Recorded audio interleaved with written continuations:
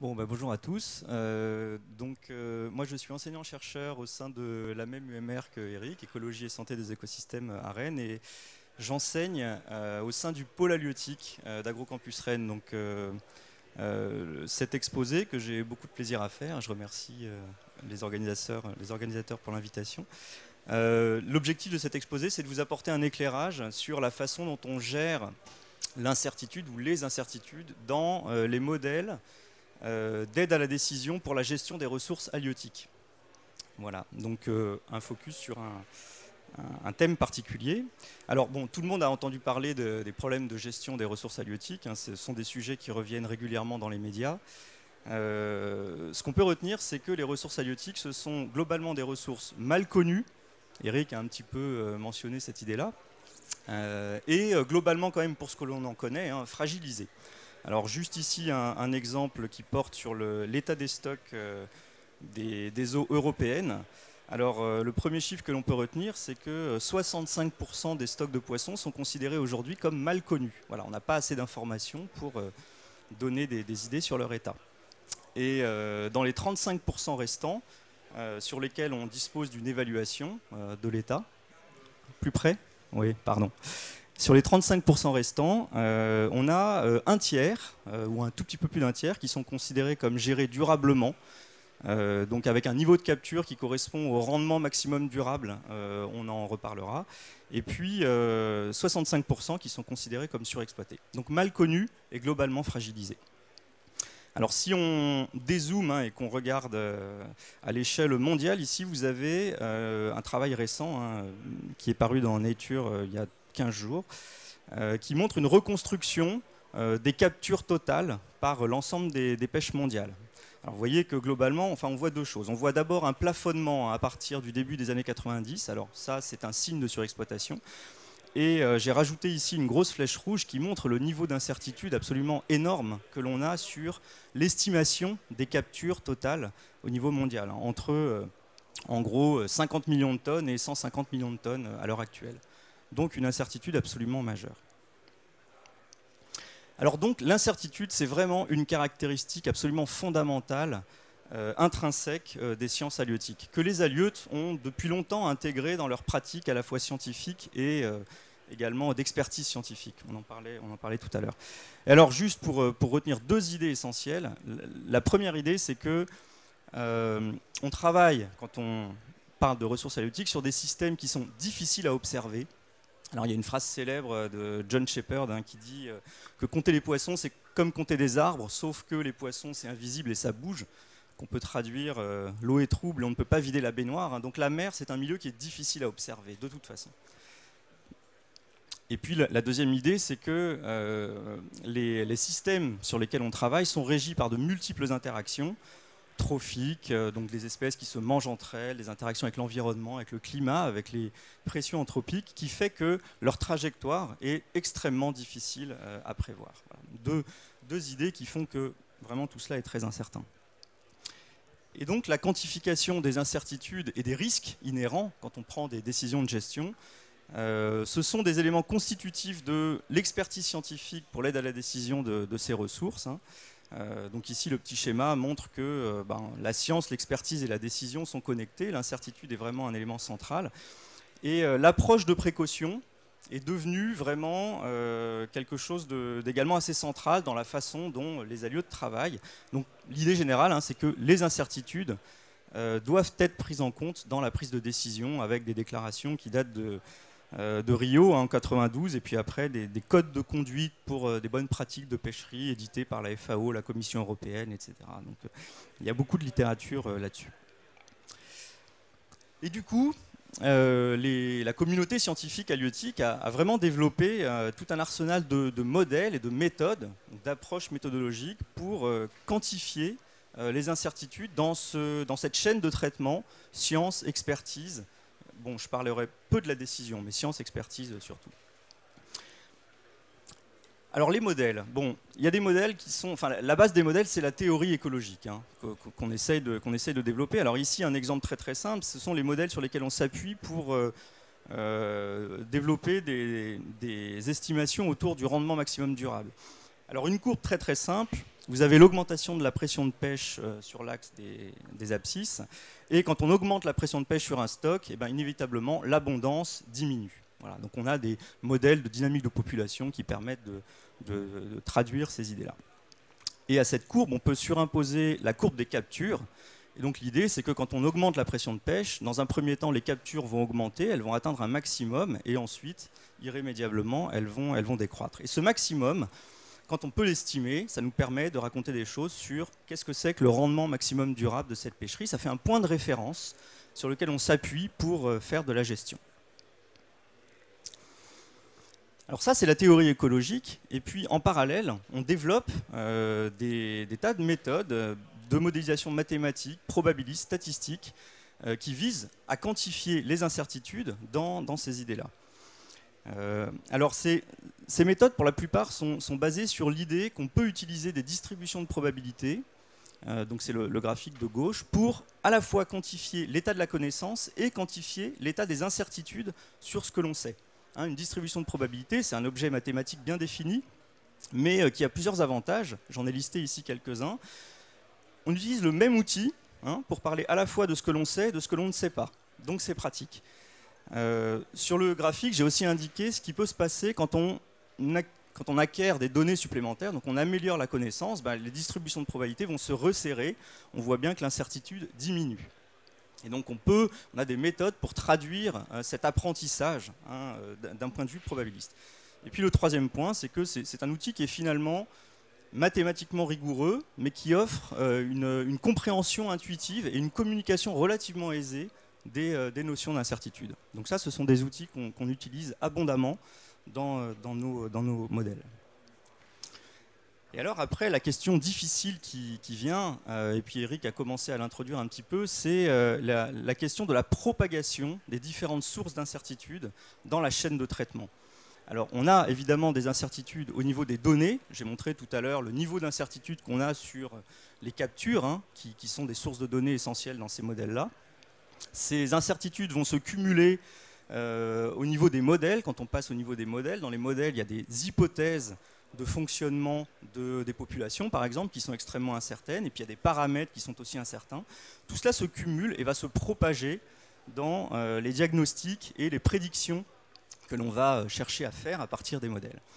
Et ici, donc, on montre la façon dont une distribution de probabilité, donc une estimation d'une abondance, par exemple, va évoluer quand on cumule différentes sources d'incertitude. Plus on cumule des incertitudes, plus la distribution de probabilité s'étale, donc plus l'incertitude est grande. Et ça va se répercuter, bien sûr, sur les prédictions. Alors, un exemple pour être un petit peu concret. Alors, cet exemple porte sur un stock... vous avez sans doute l'habitude de manger de la sole, voilà, donc je vais parler du stock de sole de la Manche Est. Alors juste quelques chiffres, les captures annuelles c'est entre 4000 et 5000 tonnes par an, c'est fluctuant. C'est un poisson à haute valeur commerciale, au prix débarqué c'est environ 10 euros le kilo, donc ça génère un chiffre d'affaires assez considérable. Beaucoup de marins et de navires vivent de cette ressource dans cette zone. Et alors le premier niveau d'incertitude que je voulais illustrer ici, c'est l'incertitude autour de la reconstruction de la biomasse, donc de l'estimation de la biomasse de sol que l'on peut faire chaque année. Et donc sur ce graphique, vous voyez sur une trentaine d'années, la reconstruction de la biomasse et avec la zone grisée ici qui montre le niveau d'incertitude que l'on a sur l'estimation même, donc le premier niveau, si vous voulez, dans la chaîne de traitement de l'évaluation du stock de la biomasse. Donc c'est des milliers de tonnes, à la limite, peu importe l'échelle. Deuxième niveau d'incertitude quand on avance dans la chaîne de traitement, comment ça se répercute sur le diagnostic de surexploitation, par exemple. Alors ici, j'ai montré l'estimation d'une quantité sur laquelle on s'appuie, qui est la mortalité par pêche, que l'on estime, donc la mortalité induite par la pêche, sur la population. Pareil avec la gamme d'incertitude en grisé. Et le gros trait rouge, c'est la référence, le rendement maximum durable. Donc là, on voit que sur ce stock, l'estimation, c'est qu'il est surexploité, puisque la mortalité par pêche est quasiment constamment, malgré l'incertitude, toujours au-dessus du rendement maximum durable. Et du coup, j'ai mis à droite la façon dont ça se répercute en termes d'expertise et de décision, juste pour faire peut-être un clin d'œil avec ce lien. Donc En 2015 et en 2016, les groupes d'expertise scientifique ont proposé des diminutions de quotas de pêche sur la sole, assez considérables, moins 60% en 2015, moins 32% en 2016. Et puis, ça a été suivi d'une décision, vous voyez, qui est un petit peu en deçà, par les conseils des ministres de la Commission européenne, moins 28% et moins 14%. Ça, c'est la différence entre ce que font les décideurs d'une expertise scientifique. Et alors, je voulais illustrer ici le fait que, finalement, la source majeure d'incertitude que l'on a quand on travaille sur ces idées-là, c'est essentiellement le fait qu'il y a beaucoup de processus écologiques qui sont très mal connus. Et en fonction des hypothèses que l'on fait sur ces processus écologiques, on va arriver à des diagnostics qui sont fondamentalement différents. Qu'est-ce que j'ai mis ici? J'ai rajouté un graphique qui indique que si on considère qu'au niveau de la Manche, on n'a pas une seule, mais 3 sous-populations de sol qui échangent peu d'individus entre elles, et ça, on a de bonnes raisons de penser que le système fonctionne comme ça, mais on n'en est pas sûr, à ce moment-là, on va faire un diagnostic évidemment différent, puisqu'on va évaluer les 3 populations indépendamment, et vous voyez que l'estimation de la mortalité par pêche est complètement différente de celle qu'on faisait avant en considérant une population globale, avec un stock ici qui est le plus à l'ouest, qui est globalement sous-exploité, alors que les 2 autres vont être globalement surexploités. Donc une grosse incertitude due à ce processus écologique de déplacement des individus ou de connectivité sur lesquels on travaille pour améliorer la connaissance, mais pour l'instant, voilà, c'est un gap dans la connaissance qui induit une source d'incertitude majeure. Donc je quitte cet exemple et puis je reviens sur quelques idées clés, et ce sera la dernière partie de mon exposé. Donc incertitude, risque, approche de précaution. Alors, idée force qu'il faut retenir, c'est que l'incertitude génère du risque. Le risque, globalement, c'est la probabilité d'un événement indésirable. Quand on fait de la gestion des ressources renouvelables, un événement indésirable, c'est une surexploitation ou une extinction d'une espèce ou quelque chose de ce genre. Et sous-estimer les incertitudes, toujours, conduit à une surconfiance dans les diagnostics, une surconfiance dans la capacité à contrôler les systèmes, et donc une sous-estimation des risques. Et donc ça, c'est le grand message de l'approche de précaution. Donc il faut travailler, il faut développer des méthodes, des outils pour diminuer au maximum les sources d'incertitude. Deuxième message, la gestion selon l'approche de précaution, au pied de la lettre, c'est difficile parce que ça a un coût. Ça a un coût social, ça a éventuellement un coût économique. Ici, j'illustre cette idée par l'exemple également dont vous avez sans doute entendu parler, le cas du thon rouge, qui est une espèce un peu emblématique et puis largement surexploitée. Alors les thons rouges sont exploités en Méditerranée. Alors le groupe d'expertise produit des graphiques de ce type-là, où qu'est-ce que l'on voit? On voit ici en fonction des années de projection. Donc on a prédit l'évolution de la population selon des modèles entre 2010 et 2022. Comment la population va évoluer en fonction de différents quotas de pêche ici que l'on fixe. Donc ici 0, c'est-à-dire moratoire de pêche. On arrête de pêcher en 2010, on regarde ce qui se passe jusqu'en 2022. Ici, on pêche 15 000 tonnes. Et en 2010, le scénario statu quo, c'était on continue à pêcher 13 000 tonnes. Et les couleurs, c'est la probabilité avec laquelle la population est capable de se reconstruire au niveau du RMD. Donc la population est surexploitée en 2010, comment elle va se reconstruire jusqu'au RMD. Et on voit qu'elle se reconstruit au RMD avec une probabilité de 70% en 2019, à condition qu'on accepte un quota de pêche de 0, donc moratoire de pêche en 2010. Il va nous falloir 9 ans pour réatteindre de nouveau le RMD avec une probabilité acceptable de 70%. Par contre, si on reste au statu quo, il faudra attendre 2022 pour atteindre le RMD avec ce même niveau de probabilité. Donc finalement, l'idée que je voulais illustrer ici, c'est pour atteindre le RMD avec une probabilité acceptable en 2019, il faut accepter un moratoire de pêche. Voilà. Donc ça a un coût, évidemment. Et alors c'est ça qui fait qu'après, quand on transmet ça aux décideurs, c'est difficile, évidemment. Alors pour 2-3 idées pour finir, je prends encore 1 ou 2 minutes. L'incertitude n'est pas toujours une fatalité, évidemment. Alors il y a des processus stochastiques irréductibles, mais il y a l'incertitude qui est due à notre défaut de connaissance. Donc on peut travailler pour diminuer l'incertitude et améliorer la connaissance, évidemment. Et derrière ces idées-là, il y a les idées de valeur de l'information. Pas mal de gens qui s'intéressent à l'idée Une donnée, ça coûte cher à acquérir, il faut affréter un bateau, etc. Ça coûte vraiment beaucoup d'argent. Dans quelle mesure cela va permettre de diminuer l'incertitude, donc d'optimiser notre capacité à gérer les ressources le mieux possible. Et puis, c'est les idées également de gestion adaptative, c'est-à-dire que la gestion doit s'adapter à l'amélioration de la connaissance en perpétuel. L'expertise scientifique doit-elle minimiser l'incertitude pour plus d'efficacité? Alors ça, c'est une question importante où l'on... Alors c'est pas complètement mon terrain, mais c'est peut-être pour faire la transition avec... amener des idées pour la session qui suit.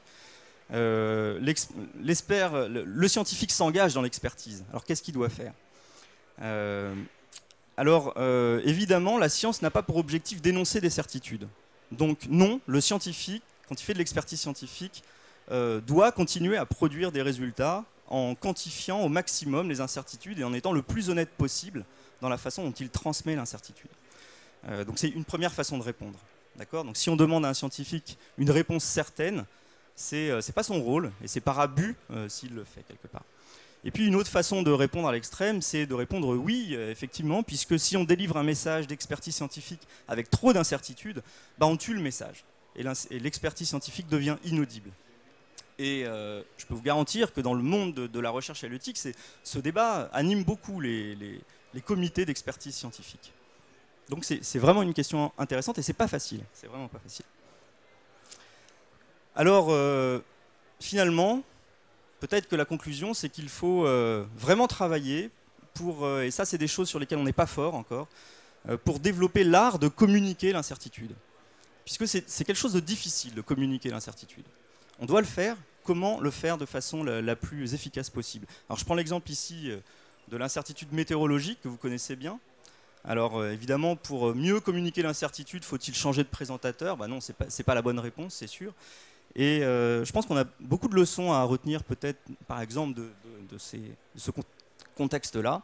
Une carte météorologique, c'est quoi? C'est un message. On retient le message.